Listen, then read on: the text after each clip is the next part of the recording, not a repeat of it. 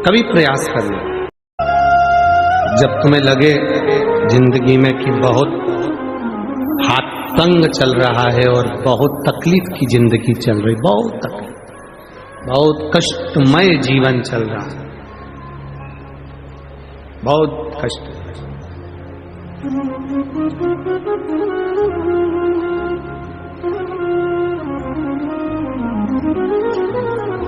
एक देव दीपावली आती है, कभी तुम लोगों ने पढ़ा? पंचांग में, कैलेंडर में उसका वर्णन आता है।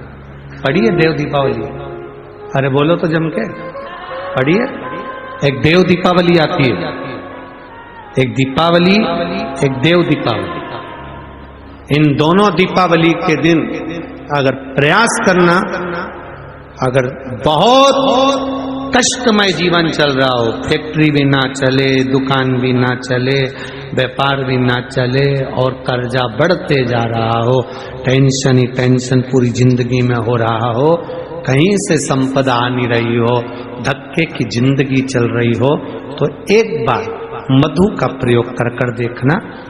महालक्ष्मी की अगर पूजन कर रहे हो देव दीपावली पर या दीपावली पर, तो पान के पत्ते पर एक शहद की बिंदी रखकर लक्ष्मी जी को भोग लगाइए और शंकर जी के मंदिर में उसी दीपावली को या देव दीपावली पर शंकर भगवान के शिवलिंग पर एक पत्ते पर या पुष्प पर एक बूंद शहद लगाकर शिव जी को समर्पित कर देखिए। अगला वर्ष तक इंतजार करना, बाबा आपकी जिंदगी में चार चांद ना लगा दे उस मधु के बल पर। जिसने भरोसा रखा उसने उसका हाथ पकड़ा।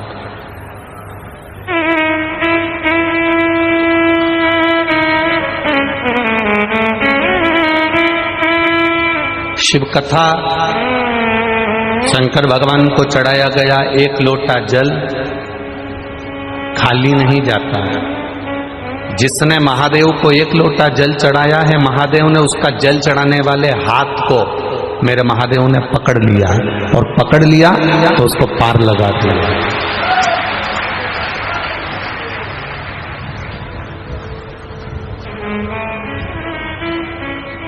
संपूर्ण ब्रह्मांड का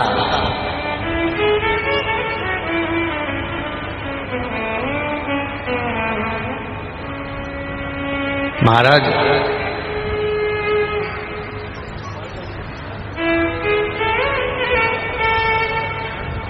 संपूर्ण ब्रह्मांड का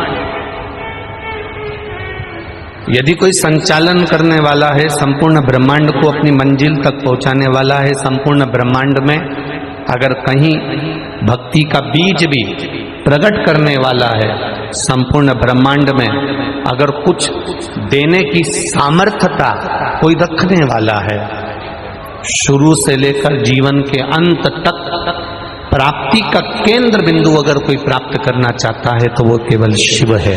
शिव के सिवाय कुछ भी नहीं, केवल शिव।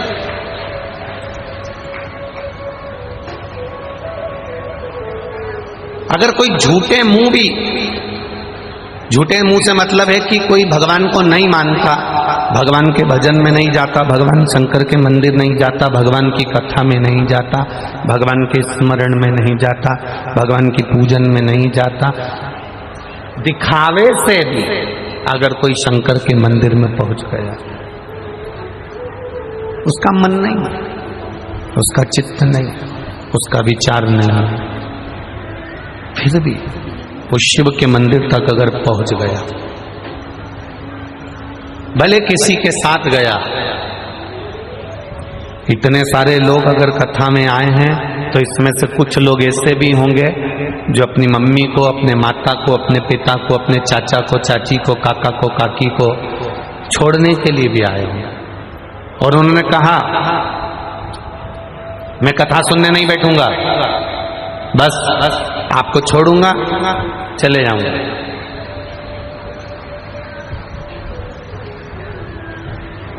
केवल आपको छोड़ूंगा और चले जाऊंगा।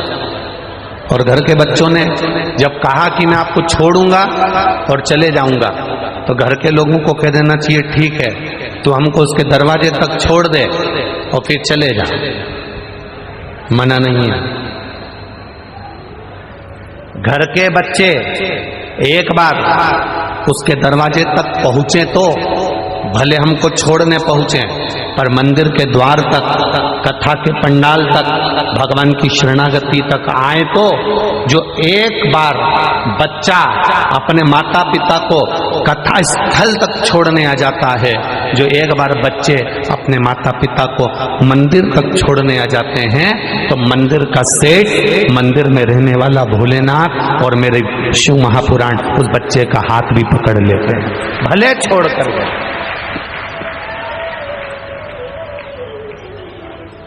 भले वो छोड़कर क्यों ना गया।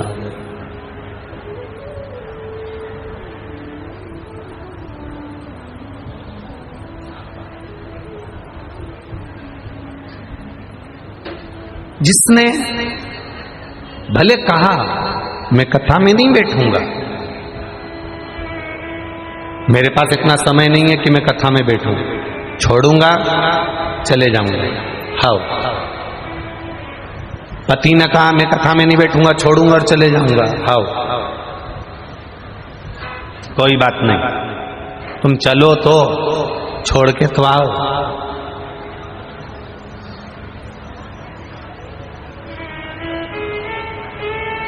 जमाई जीजा जब अपनी पत्नी को मायके छोड़ने के लिए जाता है, भले वो दरवाजे पे से छोड़कर चले जाए, पर सम्मान तो मिलता है ना कि जीजा जी आए हैं, जीजा जी आए हैं, बहनों ही आया है, पानी पिला दो। भले वो छोड़कर जा रहे हैं, उसने कहा मैं रुकूंगा नहीं,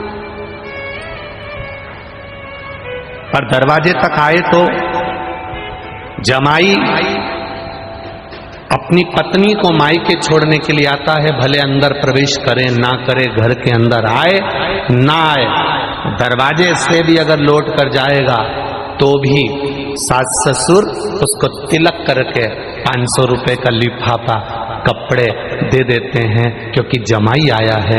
उसी तरह तुम्हारा बच्चा, तुम्हारा बेटा, तुम्हारी बेटी, तुम्हारे परिवार वाले भले अंदर आए ना आए, बाहर से भी अगर कथा में छोड़कर चले गए तो भी मेरा महादेव कुछ ना कुछ तो दे ही देता है। वो शिव है।